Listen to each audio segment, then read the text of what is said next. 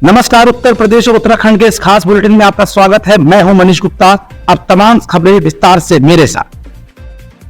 खबर झांसी जिले से है। जामिया यूनिवर्सिटी में हुए बवाल पर उत्तर प्रदेश के शिक्षा मंत्री योगेंद्र उपाध्याय का आया बड़ा बयान। अखिलेश यादव और शिवपाल यादव पर भी बोला हमला। झांसी बुंदेलखंड विश्वविद्यालय के दीक्षांत समारोह में शामिल होने आए उत्तर प्रदेश के शिक्षा मंत्री योगेंद्र उपाध्याय ने दिल्ली की जामिया यूनिवर्सिटी में दिवाली मनाने पर हुए बवाल पर कड़ी नाराजगी जताई है। उन्होंने कहा कि हम नेशनल एजुकेशन पॉलिसी के हिसाब से शिक्षा दे रहे हैं। वहीं जामिया और अलीगढ़ मुस्लिम यूनिवर्सिटी सहित कुछ संस्थाएं ऐसी हैं जहां से अंतर्राष्ट्रीय बातें निकलती हैं। इसके लिए उनका वातावरण दोषी है, उसे दुरुस्त किया जाएगा। उन्होंने कहा कि मोदी और योगी के राज में अराजक तत्व पनप नहीं पाएंगे और देशद्रोह का मुकदमा चलाया जाएगा। यूपी उपचुनाव के दौरान अखिलेश के 27 का सत्ताधीश वाले पोस्टर पर उच्च शिक्षा मंत्री ने कहा कि ये मुंगेरी लाल के सपने हैं। काठ की हांडी बार बार नहीं चढ़ती। लोकसभा चुनाव में जनता को आरक्षण और संविधान के नाम पर भ्रमित कर लिया। अब जनता समझ गई है, इनकी राजनीति की ठगी नहीं चलेगी। शिवपाल यादव के लाल स्याही वाले बयान पर कहा कि वो लाल स्याही से नाम लिखें या हरी स्याही से या काली से, अपना लिखा खुद पढ़ते रहेंगे। जनता उन्हें स्वीकार करने वाली नहीं है। उन्होंने दावा किया कि यूपी में उपचुनाव में हम सभी सीटें जीत रहे हैं। उत्तर प्रदेश के पहले मैं बात करूं। उत्तर प्रदेश में जब से योगी जी का शासन आया है, कानून व्यवस्था भी दुरुस्त हुई है और ऐसे असामाजिक तत्वों पर भी अंकुश लगा है जो कि कानून व्यवस्था पर चोट पहुंचाते हैं। और जहां तक शिक्षा का सवाल है, उत्तर प्रदेश ने रिकॉर्ड हासिल किया है शिक्षा में। जो डिपार्टमेंट पहले 12वें नंबर पर था, आज 3रे नंबर पर है प्रदेश में। और प्रदेश ही नहीं, देश में अगर देखें तो आज 7 विश्वविद्यालय हमारे सरकारी विश्वविद्यालय A++ रैंकिंग में है, नेक की रैंकिंग जो होती है, और 5 A+ रैंकिंग में है। 6 निजी विश्वविद्यालय A+ में और 4 A रैंकिंग में। आज उत्तर प्रदेश के ग्रेडिंग प्राप्त विश्वविद्यालय पूरे हिंदुस्तान में सर्वाधिक हैं। और यही कारण है कि माननीय मुख्यमंत्री के PM ऊषा में जो अनुदान आया है, तो उत्तर प्रदेश में शिक्षा का स्तर ऊंचा करने के लिए उन सभी विश्वविद्यालय जिन्होंने रैंकिंग प्राप्त की है, उन्हें 1000 करोड़ की धनराशि अनुदान आवंटित हुआ है और उससे और उस सबका स्तर ऊपर उठेगा। तो एक तरफ तो ये है कि हम लोग शिक्षा का स्तर ऊपर कर रहे हैं और राष्ट्रवादी विचारधारा को पनपा रहे हैं। NEP में साफ है कि शिक्षा को संस्कार से जोड़ना, शिक्षा को रोजगार से जोड़ना, शिक्षा को तकनीक से जोड़ना। वहीं दूसरी ओर ऐसे असामाजिक तत्व भी हैं। अब वो शिक्षण संस्थाएं, वो शिक्षा कौन सी है जो रेल की पटरियों पर पत्थर डालने को प्रेरित करती है? वो कौन से शिक्षक हैं जो ये सिखा देते हैं बच्चों को कि जाओ रेल की पटरी के बोल्ट उखाड़ लाओ या खंबा डाले आओ? ऐसी जामिया मिलिया है या और अलीगढ़ मुस्लिम यूनिवर्सिटी है, यहाँ से यदि अराष्ट्रीय बातें पैदा होती हैं तो वहाँ का वातावरण दोषी है और उसको दुरुस्त भी किया जाएगा। ऐसी बात नहीं, माननीय मोदी जी और माननीय योगी जी के राज्य में अराजकता तो पनप नहीं पाएंगे। वही फिलिस्तीन जिंदाबाद हो, चाहे पाकिस्तान जिंदाबाद हो। अब पाकिस्तान जिंदाबाद वाला को तो एक सज़ा मिल गई ना कि 30 दिन तक लगातार आके 30 बार सैल्यूट मारेगा हमारे तिरंगे को और भारत माता की जय बोलेगा। तो ऐसी सज़ा जब मिलना शुरू होंगी तो सब उनके होश ठिकाने होंगे और ये जो अराष्ट्रीय तत्व हैं ये बर्दाश्त नहीं होंगे, इन पर देशद्रोही के मुकदमे चलेंगे। अखिलेश यादव क्या कह रहे हैं? अखिलेश यादव को गीता का श्लोक नहीं बोलते हैं या उनका कहना गीता का उपदेश नहीं है। ये सब जानते हैं, सर्वविदित है कि अखिलेश यादव के समय क्या था। जो आदमी जिनके एनकाउंटर होते हैं सब जानते हैं कि मुख्तार अंसारी अपनी मौत से मरा है। वो कहते हैं कि साजिश से मारा गया। वो अतीक रंजिश में मारा गया। वो कहते हैं कि गवर्नमेंट ने मरवा दिया। और फिर ऐसे लोगों के प्रति कौन आंसू बहा रहा है? ये स्पष्ट इस बात का उदाहरण है कि बदमाशों के या माफियाओं के साथ कौन खड़ा है। एक समय वो था, इन्हीं अखिलेश यादव के समय, जब माफिया अपनी काफिले लेके निकलते थे तो लोग दहशत से घरों में घुसते थे। आज योगी के समय जब माफिया पकड़ा जाता है और जेल ले जाया जाता है कार में बंद करके, तो लोग घरों से निकलकर उस माफिया के दहशतगर्द चेहरे को देखने निकलते हैं। ये अंतर है उनके राज्य में और हमारे। खबर लखनऊ से है। मंत्री धर्मवीर प्रजापति ने माटी कला मेला का भ्रमण कर शिल्पकारों की कलाकृतियों को सराहा। प्रदेश के होमगार्ड और नागरिक सुरक्षा राज्य मंत्री स्वतंत्र प्रभार धर्मवीर प्रजापति ने उत्तर प्रदेश माटी कला बोर्ड द्वारा लखनऊ के 8 तिलक मार्ग स्थित खादी और ग्राम उद्योग बोर्ड परिसर में आयोजित 10 दिवसीय माटी कला मेले का भ्रमण किया। मंत्री धर्मवीर प्रजापति ने मेले में उपस्थित शिल्पकारों से बातचीत भी की और उनकी कलाकृतियों की प्रशंसा की।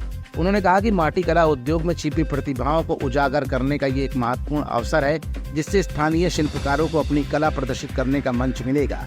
मंत्री ने यह भी कहा कि प्रदेश सरकार माटी कला उद्योग के विकास के लिए प्रतिबद्ध है और ऐसे आयोजनों से शिल्पकारों को अपने उत्पादों को व्यापक स्तर पर प्रस्तुत करने का मौका भी मिलेगा। ये मेला 30 अक्टूबर 2024 तक चलेगा, जिसमें प्रदेश के विभिन्न जिलों से आए शिल्पकार मिट्टी से निर्मित अपनी उत्कृष्ट कलाकृतियों को 50 स्टॉलों के माध्यम से प्रदर्शित कर रहे हैं। खबर मुरादाबाद से है। कुंदरकी विधानसभा सीट पर भारतीय जनता पार्टी ने ठाकुर रामवीर सिंह को अपना प्रत्याशी बनाया है। कुंदरकी विधानसभा में 2 बार पहले भी भारतीय जनता पार्टी से रह चुके हैं प्रत्याशी। कुंदरकी विधानसभा पर 60% मुसलमान की है आबादी। समाजवादी पार्टी से पूर्व विधायक हाजी रिजवान को बनाया गठबंधन का प्रत्याशी। सपा का माना जाता है गढ़ अब तक ये सीट रही सपा के पाले में, अब इंडिया गठबंधन से लड़ेगी चुनाव। भाजपा प्रत्याशी ठाकुर रामवीर सिंह की अल्पसंख्यक मुस्लिम समुदाय में मानी जाती है अच्छी पकड़। भाजपा के ठाकुर रामवीर सिंह को प्रत्याशी उतारने को लेकर दूसरे पार्टी के प्रत्याशी चिंता में। खबर लखीमपुर खीरी से है। 6 साल से खेत की पैमाइश के लिए तहसील दौड़ रहा है बुजुर्ग। मामले में स्कूटी पर सवार होकर एसडीएम से मिलने पहुंचे भाजपा विधायक योगेश वर्मा। भाजपा विधायक ने एसडीएम से कहा कानूनगो ने बुजुर्ग से जो पैसा लिया है वो वापस कराइए। 6 साल से बुजुर्ग भटक रहा है, एक मेड की पैमाइश के लिए समाधान नहीं हुआ तो धरने पर बैठूंगा, विधायक ने कहा। विधायक और एसडीएम अश्वनी सिंह के बीच हो रही कहासुनी का वीडियो हुआ वायरल।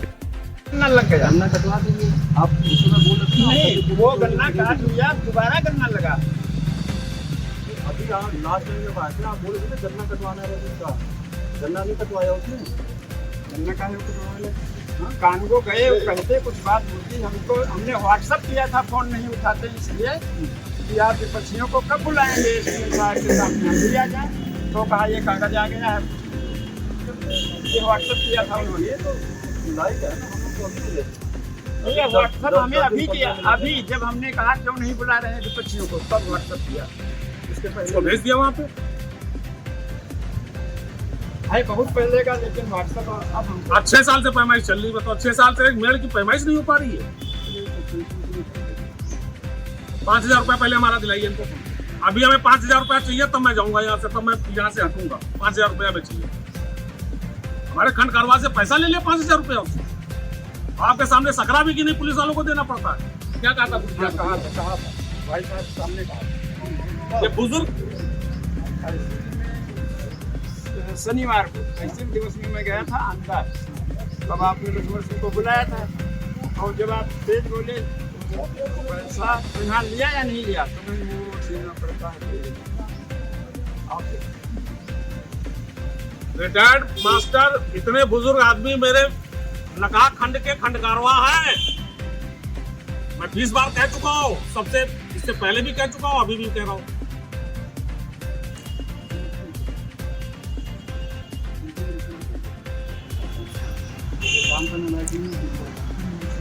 उस टाइम मैंने कहा भी था कि जब तक वो हटेगा नहीं तब तक पैमाइश नहीं हो पाएगी इनकी क्यों नहीं हटा अभी तक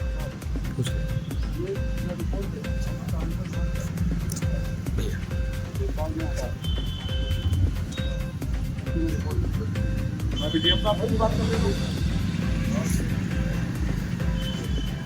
नहीं अभी हम बैठ जाएंगे गुरु जी को लेके पूरा संघ परिवार बैठ जाएगा हमने तो बैठा तो आवश्यकता क्यों नहीं भाई 6 साल से पैमाइश हो रही बताइए पैमाइश नहीं हो पा रही खबर पीलीभीत से है। पीलीभीत अंचल स्तरीय खेल कूद समारोह के संबंध में एकल अभियान अभ्युदय यूथ क्लब द्वारा पीलीभीत जनपद के गांधी स्टेडियम प्रतियोगिता का किया गया आयोजन। वहीं विशिष्ट अतिथि के रूप में पहुंचे बरखेड़ा विधायक स्वामी प्रवक्तानंद। गांधी स्टेडियम में 1 दिवसीय खेल कूद प्रतियोगिता का किया गया उद्घाटन। वहीं कार्यक्रम में पहुंचे सिटी मजिस्ट्रेट विजय प्रदान तोमर ने प्रतियोगिता में भाग लेने वाले बच्चों को दी शुभकामनाएं। गांधी स्टेडियम में एकल अभियान अभ्युदय यूथ क्लब के द्वारा आयोजित अंचल स्तरीय खेलकूद प्रतियोगिता का आयोजन किया गया है, जिसमें बरखेड़ा विधायक स्वामी प्रवक्तानंद विशिष्ट अतिथि के साथ साथ सिटी मजिस्ट्रेट विजय वर्धन तोमर भी पहुंचे। पहुंचने के बाद प्रतियोगिता का उद्घाटन किया गया। वहीं सिटी मजिस्ट्रेट ने यूथ क्लब की जमकर सराहना की है। प्रतियोगिता में भाग लेने वाले बच्चों को शुभकामनाएं दी गई। बताया जा रहा है कि प्रतियोगिता का उद्देश्य जो बच्चे गांव के झुग्गी बस्तियों और वनवासी बच्चों को प्लेटफॉर्म नहीं मिल पा रहा है, आचार्य लोगों ने उनकी प्रतिभा को पहचानते हुए कुश्ती और 100 मीटर और 200 मीटर की दौड़, ऊंची कूद और लंबी कूद, कबड्डी की प्रतियोगिता होगी। इस खेल कूद प्रतियोगिता में जिले के 540 बच्चे प्रतिभाग करेंगे। हमारा ये अभियान 1 लाख गांव में काम कर रहा है। इस अभियान में राष्ट्रीय स्तर पर प्रतियोगिताएं होती हैं। ये प्रतियोगिता बच्चों की खेल प्रतिभाओं को निखारने के लिए की जाती है। ये अभ्युदय यूथ क्लब है, उनकी एक बहुत ही अच्छी पहल है जो ग्रामीण अंचलों से बच्चों को खेल कूद की प्रतियोगिताएं, एक जो हमारा टैलेंट होता है गांव में, उनको बाहर लेके आ रहे हैं। मैं इस संस्था को बहुत ही शुभकामनाएं देता हूं कि इस टाइप के खेल कूद हमें जैसे जानते हैं कि बहुत ज़रूरी है हमारे एक अच्छे व्यक्तित्व के लिए, अच्छे नागरिक के लिए। अच्छा स्पोर्ट्समैन जो होता है वो अच्छा एक नागरिक हो सकता है। तो ये बहुत अच्छी पहल है इस संस्था की। अभी जैसा बताया गया 3रे साल आयोजित कर रहे हैं। खासतौर पे ग्रामीण अंचल के जो बच्चे होते हैं उनको प्रतिभा दिखाने का मौका नहीं मिलता। ये बहुत अच्छा मौका है। ग्रामीण अंचलों से आप जो बच्चों को चयनित करके लेकर आएँ, फिर ग्रामीण इसमें होगा, उसके बाद ये प्रांतीय स्तर पर जाएंगे, फिर वो जाकर स्टेट लेवल या नेशनल लेवल पे खेलेंगे।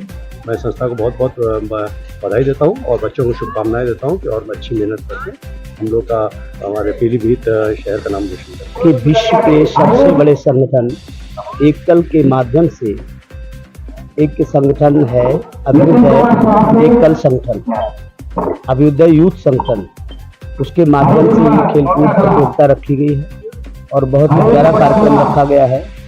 इसमें छोटे छोटे बच्चों में आत्म स्वाभिमान और पंच शिक्षाएं जो बताई गई हैं, प्राथमिक शिक्षा से लेकर के जीवन के अंतिम पड़ाव तक जीने की कलाएं भी सिखाई जाती हैं। योग वगैरह सारी चीज़ें बताई गई हैं और खेल कूद के माध्यम से दौड़ कराना, कबड्डी कराना, खो खो कराना, बहुत सारी चीज़ें हैं जिससे बच्चों के अंदर आत्म स्वाभिमान उत्पन्न हो और सब लोग खेल कूद के माध्यम से निरोग भी रहें, आगे चलकर देश को भी निरोग बनाने के लिए काम करेंगे। ऐसी पंच क्रियाएं, पंच शिक्षाएं भी उनको दी गई।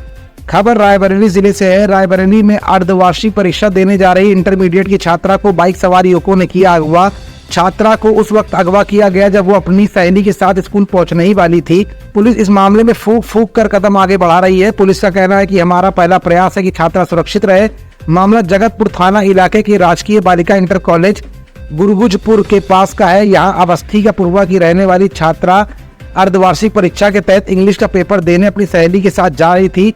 कॉलेज पहुंचने से पहले ही छात्रा को रास्ते में ही रोककर पल्सर सवार बाइक सवारों ने उसे बलपूर्वक बाइक पर बैठाया और फरार हो गए। सहेली के शोर मचाने पर लोग इकट्ठा हुए, लेकिन तब तक मुंह पर मास्क लगाए बदमाश फरार हो चुके थे। सूचना पाकर सीओ डलमऊ और जगतपुर थाने की पुलिस मौके पर पहुंच गई। फिलहाल पुलिस की पहली प्राथमिकता है कि छात्रा सकुशल बरामद हो जाए। फिलहाल पुलिस ने अपहरण की धाराओं में मुकदमा दर्ज कर छात्रा की तलाश में कई जगह टीमें गठित कर दी हैं। बेटा क्या हुआ है आज आपके साथ जो लड़की जा रही थी? हम लोग स्कूल से मतलब घर से स्कूल जा रहे थे और क्या कहते हैं, जब रास्ते में हम लोग पट्टी वाली सड़क पे हैं तो मतलब लाडो का पीछे से बैठी थी 2 लड़के थे और क्या कहते हैं, तो लाडो बोली ज्यादा बदतमीजी ना करो, चले जाओ चुपचाप यहाँ से। तो बोले कि रुको, तो हाँ वो बोले, तो लाडो बोली कि हम नहीं रुकेंगे। तो हमसे लाडो बोली तेज से साइकिल भगाओ। फिर उसके बाद बोले कि रुक जाओ चुपचाप और कहते हैं वो जाके साइकिल के आगे कर दिए उनकी बाइक, तो वो उतर गई। फिर मतलब गिरने से बच गए और उतर गई। तो हम कहे कि लाडो रुको ना, चलो। फिर उसके बाद वो लोग खींच के क्या कहते हैं उनको बाइक में बैठाने लगे, तो हम साइकिल तुरंत फेंके और उनको जाके पीछे से पकड़ के हमने खींचा। तब तक हमारा तेज से मार दिए हमको, पीछे हम गिर गए और उसके बाद वो लोग लेके चले गए। तो उधर से कृषि के वापस लौट रहे थे, हम कहे अंकल जल्दी से बचाओ लाडो को लेके चले गए। उसके बाद हम क्या कहते हैं खूब तेज साइकिल चला के स्कूल में जाके साइकिल फेंकी, तुरंत विकास सर जी के पास जाके बताया कि सारी मैम से घर को फोन करा सर। अच्छा, उस जो पल्सर थी उसका क्या नंबर आपने याद? 21 था, इतना हम अच्छे से देख नहीं पाए। ठीक, नाम है आपका? हमारा नाम निकल किशोर बाची है। कहाँ के रहने वाले? और क्या हुआ है आज पूरा मामला? आज सर हमारी लड़की पेपर देने जा रही, हाँ। 12 बजे। क्या नाम है? रिचा बाजपेयी। कहाँ पढ़ती है? राजकीय बालिका कॉलेज इंटर कॉलेज गुरगुजपुर। क्या हुआ उसके साथ? उसके साथ रास्ते में सर 2 लौंडे आए और मास्क लगाए हुए थे, उसको साइकिल से गिरा करके हाँ। और उठा के वो लेके भाग गए। बाइक सवार कितने लोग थे? 2 लोग। एक बाइक से थे? जी। उठा ले गए उसके बाद? उसके बाद सर कोई अभी तक पता नहीं चला। पुलिस को सूचना दी? जी। अभी तक कोई जानकारी नहीं मिल रही? नहीं। खबर हापुड़ से है। हापुड़ में और इंडिया हिंदुस्तान कांग्रेस पार्टी के प्रदेश कार्यालय पर किसानों का गन्ना भुगतान नहीं होने पर प्रदेश अध्यक्ष पंडित गोपाल शर्मा ने प्रेस वार्ता आयोजित की। गोपाल शर्मा ने आयोजित प्रेस वार्ता में बताया कि यूपी में हापुड़, मेरठ, बिजनौर, रामपुर, बरेली और बदायूं सहित अन्य शुगर मिलों पर किसानों का करोड़ों रुपया बकाया है। शुगर मिल मालिक किसानों के रुपये का भुगतान नहीं कर रहे हैं, जिससे किसानों के साथ साथ मजदूर वर्ग भी आर्थिक तंगी झेल रहा है। भुगतान नहीं होने के कारण आर्थिक तंगी से जूझते हुए किसान मजदूर वर्ग मजबूरन आत्महत्या कर रहा है। सरकार को इस ओर सख्त कदम उठाने चाहिए। हापुड़ के नारायणगंज निवासी मोहित द्वारा नगर पालिका हापुड़ को सरकारी सड़क पर अतिक्रमण की गई दीवार को हटाने के लिए शिकायती पत्र देने के बावजूद नगर पालिका के अधिकारी और कर्मचारी वहां दीवार से सड़क को कब्जा मुक्त नहीं करा पा रहे हैं। All India Hindustan Congress party Hapur नगर पालिका की निंदा करती है। यूपी की खराब कानून व्यवस्था के चलते प्रदेश में हत्याएं, लूट, बलात्कार की घटनाओं का ग्राफ तेजी के साथ बढ़ा है, जो बेहद चिंता का विषय है। यूपी में बेरोजगारी के चलते नौजवान पलायन करने को मजबूर हो रहे हैं। सरकार कुंभकर्णी नींद सो रही है। जनपद हापुड़ की तीर्थ नगरी नंदमुक्तेश्वर में कार्तिक स्नान मेले में लाखों श्रद्धालु गंगा ज्ञान और पिंडदान करने के लिए आते हैं, लेकिन यूपी सरकार ने कार्तिक मेले को अभी तक मानचित्र पर घोषित ही नहीं किया है।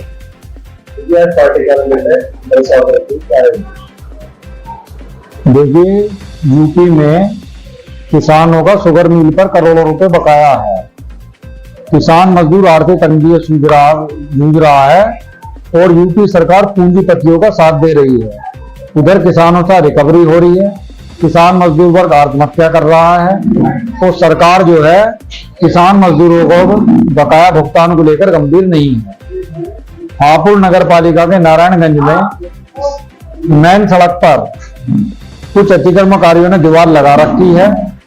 मोहित नामक युवक ने नगर पालिका पार्टी प्रदेश कार्यालय को शिकायती पत्र भेजकर अतिक्रमण हटवाने की मांग की है, लेकिन नगर पालिका के सिर पर कोई जू नहीं रही है।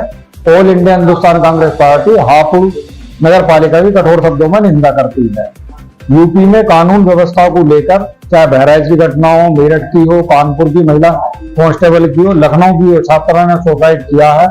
कानपुर में महिला कांस्टेबल के साथ बलात्कार हुआ है। प्रदेश में हत्या, लूट, बलात्कार की घटनाओं का ग्राफ जो तेजी से जो बढ़ रहा है और कानून व्यवस्था पूर्ण रूप से यूपी में ध्वस्त है।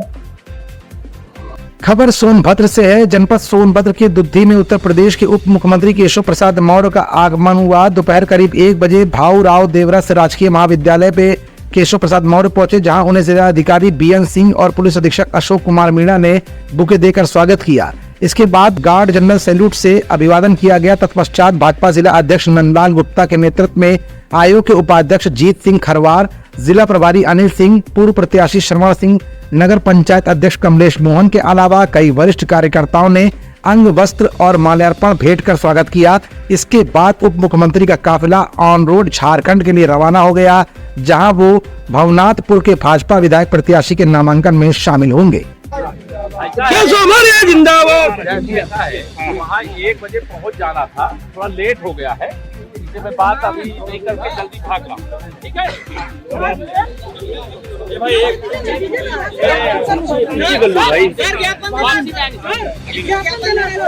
जल्दी से लेट हो सकता है क्या पता कॉलेज के लिए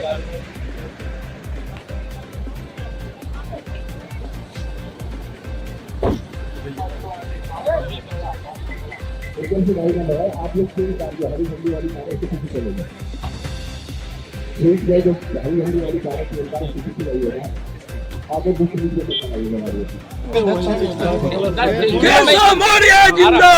जिंदाबाद जिंदाबाद जिंदाबाद, जिंदाबाद जिंदाबाद जिंदाबाद, जिंदाबाद जिंदाबाद, जिंदाबाद जिंदाबाद, जिंदाबाद जिंदाबाद, योगी मोदी जिंदाबाद, जिंदाबाद जिंदाबाद, योगी मोदी जिंदाबाद, जिंदाबाद जिंदाबाद, जिंदाबाद जिंदाबाद। खबर जनपद हमीरपुर से है। जनपद हमीरपुर के मौदाहा में क्षेत्राधिकारी के नेतृत्व में दंगा नियंत्रण जोनल टीम और पुलिस बल के साथ रहमानिया स्पोर्ट्स ग्राउंड में बलवा ड्रिल का अभ्यास कराया गया। इस दौरान समस्त अधिकारी और कर्मचारियों को दंगा निरोधी उपकरणों जैसे anti riot gun, rubber bullet, आंसू गैस के गोले, ग्रेनेड, डंडा, helmet, body protector, cane shield, hand guard, leg guard आदि के बारे में विस्तृत पूर्वक जानकारी दी गई और उनको चेक करते हुए अल्प समय में इन उपकरणों से सुसज्जित होकर दंगा नियंत्रण करने का अभ्यास कराया गया। क्षेत्राधिकारी महोदया के द्वारा दंगा नियंत्रण की समस्त पुलिस पार्टियों को दंगा नियंत्रण के समय उनके कर्तव्यों के प्रति उनको जांचा और परखा गया और दंगा नियंत्रण किटों का निरीक्षण कर दंगा नियंत्रण किट को व्यवस्थित रूप से धारण करने और उसके उपयोग करने के लिए अभ्यास कराया गया। मैडम, आज ये कार्रवाई की है, क्या मामला था? आज दिनांक 24/10/2024 को सुबह 8 बजे रहमानिया इंटर कॉलेज के ग्राउंड में बलवा ड्रिल रिहर्सल की गई। इसको एंटी राइट ड्रिल भी कहा जाता है। आगामी त्योहारों को दृष्टिगत रखते हुए इस ड्रिल को पुलिस विभाग ने संपन्न करवाया। इसमें 10 पार्टियां रहती हैं कि किस प्रकार पुलिस प्रशासन जो है बलवा और बलवाइयों से लड़ने के लिए पूरी तरह समर्थ है और क्या क्या हमारे पास उपकरण रहते हैं बलवाइयों को अपना जो विधि विरुद्ध सम्मेलन जब घोषित कर दिया जाता है उसके बाद हटाने के लिए। इस पूरी ड्रिल का संपन्न मेरे द्वारा और मेरे साथी प्रशिक्षु सीओ द्वारा हम लोगों द्वारा इन लोगों को करवाया गया। पूरे बलवा ड्रिल की कमांड जो है TSI साहब महोदय ने दी और RI साहब और सभी थाना प्रभारी मौधा, सिसोलर और बिवार इस उपलक्ष्य पे मौजूद रहे और पूरे थानों की फोर्स और पुलिस लाइन की फोर्स इस उपलक्ष्य में मौजूद रहे। Thank you. खबर हापुड़ से है। नग्न अवस्था में गन्ने के खेत में मिला महिला का शव, पुलिस मौके पर रही मौजूद। जनपद हापुड़ के थाना सिंबावली क्षेत्र के एक गांव में महिला का शव मिलने से इलाके में हड़कंप मच गया। बताया जा रहा है कि 45 वर्षीय महिला बुधवार से लापता थी, जो घास काटने के लिए गई थी लेकिन वापस नहीं लौटी। वहीं जब पुलिस को शव की सूचना मिली तो पुलिस शव की सूचना पर मौके पर पहुंची और शव को कब्जे में लेकर पोस्टमार्टम के लिए भेज दिया गया है और मामले की जांच की जा रही है। आपको बता दें कि थाना सिंबावली क्षेत्र के एक गांव की रहने वाली 45 साल की महिला बुधवार की शाम घास काटने के लिए जंगल में गई थी। जब वो देर रात तक घर नहीं लौटी तो परिजनों को चिंता हुई और महिला को काफी तलाशा गया लेकिन सफलता हाथ नहीं लगी। कुछ ग्रामीणों ने सूचना दी कि जंगल जाते समय महिला का शव दिखाई पड़ा है। तभी गांव के कुछ लोगों की नजर गन्ने के खेत पर पड़ी जहां महिला का शव मिला। नग्न अवस्था में पड़ा था। महिला के शरीर पर चोट के निशान भी मिले हैं। महिला के 6 बच्चे हैं जिसमें एक बेटी और 5 बेटे हैं। सूचना पर ASP विनीत भटनागर पुलिस बल और फॉरेंसिक टीम के साथ मौके पर पहुंची और जांच शुरू की। मृतका के शरीर पर चोट के निशान थे। परिवारजनों ने महिला की हत्या की आशंका जाहिर की है। पुलिस ने शव पोस्टमार्टम के लिए भेज दिया है। पुलिस मामले की जांच में जुट गई है। थाना सिंबावली पर ग्राम दरियापुर से सूचना मिली कि श्रीमती मेनका, आयु लगभग 45 वर्ष, वाइफ ऑफ स्वर्गीय सुरेंद्र सिंह का शव एक ईख के खेत में पड़ा हुआ है। शरीर पर चोटों के निशान है। कपड़े काफी अस्त व्यस्त थे। पुलिस तुरंत मौके पर पहुंची और हमारी वैज्ञानिक यूनिट, फील्ड यूनिट और साथ ही हमारा सर्विलांस टीम पहुंची। हम लोगों ने कुछ वहाँ पे जाकर के साक्ष्य एकत्र किए, सुराग एकत्र किए। शव को पंचायतनामा पोस्टमार्टम के लिए बुलाया गया है और इसका एक पैनल के द्वारा वीडियोग्राफी के साथ में पोस्टमार्टम कराया जा रहा है। इस बीच हमको कुछ बहुत महत्वपूर्ण सुराग मिले हैं जिसके आधार पर मैं आपको विश्वास से कह सकता हूँ कि हम जल्दी से जल्दी इस घटना का खुलासा करेंगे। हम काफ़ी कुछ निकट पहुँचे हैं इसके अनावरण के और हमारी टीमें जो है इस क्षेत्र में काम कर रही हैं। धन्यवाद।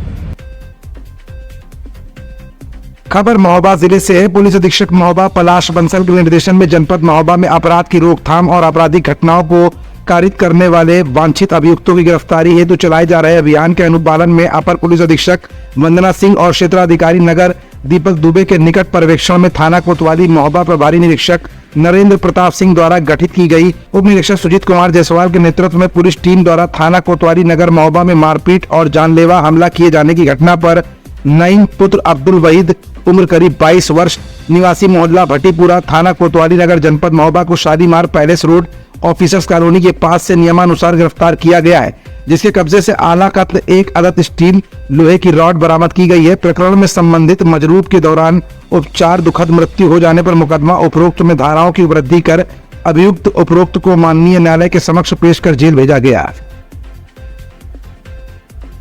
दिनांक 22/10/2024 को थाना कोतवाली नगर महोबा क्षेत्र के अंतर्गत मारपीट की घटना पर अभियोग पंजीकृत कर नामित अभियुक्त को पुलिस हिरासत में लेकर जेल भेजा जा रहा है। सूचना प्राप्त हुई है कि मजरूब की दौरान उपचार दुखद मृत्यु हो गई है।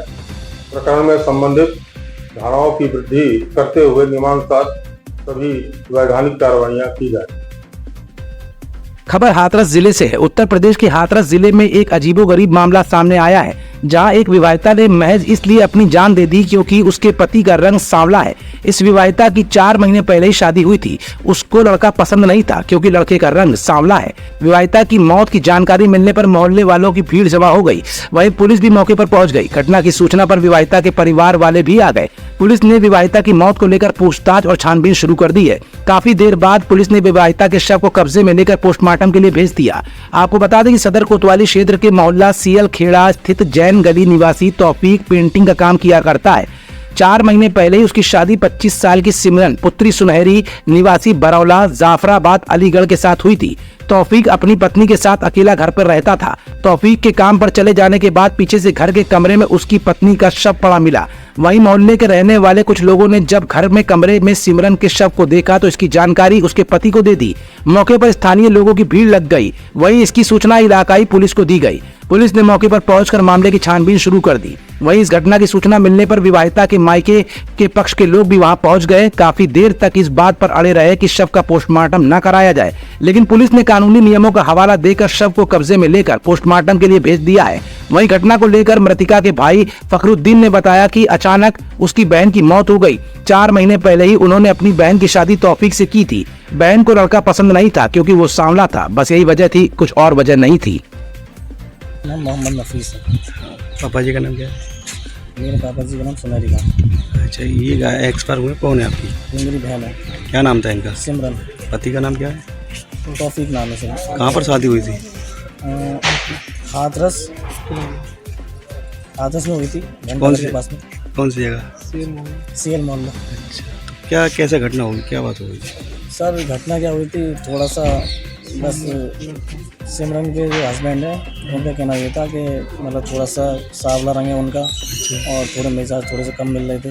4 दिन शिकायत जाती थी और इसी मसले में कुछ दिन हमने अपने घर पर भी रखा, समझा बुझा के फिर भेजा आराम से प्यार मोहब्बत से। इतवार को आई थी वो यहाँ पर, छोड़ के गए थे खुशी से।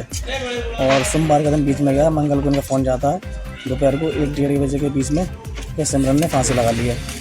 हमने कहा कि हम आ रहे हैं बिल्कुल तुरंत और आप कुछ मत करना बस। तो हम जब तक पहुँचे इनके पास तब तक इनने सब उतार लिया था और हमें सब बिल्कुल पैक मिला, ज़मीन पर रखा हुआ और दरवाज़ा भी खुला हुआ, सब कुछ खुला हुआ मिला था। अब हमने कहा ऐसा क्यों करा कि हमने पुलिस तो बुला ली, पुलिस केस तो हो नहीं है। फिर हमने अभी तक तो कुछ कार्रवाई करी नहीं है। हमसे प्रशासन ने भी कहा था कि कोई कार्रवाई करना चाहते हो, लेकिन हमने ये कहा कि ये पोस्टमार्टम रिपोर्ट आने के बाद में अगर हमें कुछ लगा डाउट तो हम कार्रवाई कर सकते हैं। खबर आगरा से है। आगामी त्योहारों को देखते हुए आगरा पुलिस हाई अलर्ट पर 2 पहिया और 4 पहिया वाहनों की गई चेकिंग। चौकी प्रभारी कुख्थला ने मैं फोर्स के साथ की चेकिंग। 2 पहिया वाहनों पर हेलमेट न लगाकर चलने वालों के विरुद्ध की गई कार्रवाई। इस बुलेटिन में फिलहाल इतना ही। हाजिर होते हैं अगले बुलेटिन में तमाम और खबरों के साथ।